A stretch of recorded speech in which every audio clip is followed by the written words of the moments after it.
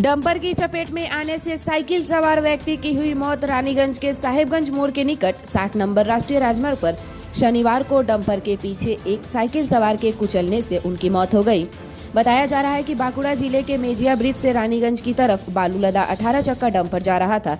उसी दौरान साइकिल सवार व्यक्ति की डंपर से कुचलने के कारण मौत हो गई। डंपर के चक्के में फंसे शव को पुलिस और स्थानीय लोगों की मदद से निकाला गया।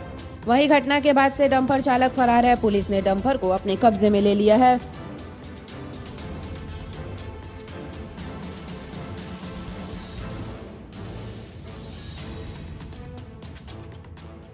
ये देखो মানে টায়ারের তলে লাশটা ছিল টেনে নিয়ে এলো এত দূর পর্যন্ত। কোন গাড়ি ছিল? ওই যে ওই গাড়ি মানে ওই গাড়িতে কি লোড আছে? কি বালি আছে মনে হয়। বালি লোড আছে। তো ওই বালি লোড গাড়িতে একটা লোক চাপা গেছে। মানে কি কোন দিক থেকে এই গাড়িটা কোন দিক থেকে আসছিল? নদীর দিক থেকে হবে। আর লোকটা কোন দিক থেকে যাচ্ছে? ওটা দেখিনি। আপনি দেখলেন কি কি দেখলেন? দেখলাম টায়ারের তলে লাশ আছে বাস। পুরো তখন লাশ হয়ে গেল। ডেড মানে পেস্ট করে দিয়েছে। মানে আপনি তখন কোথায় ছিলেন? এখানেই ছিলাম দোকানে।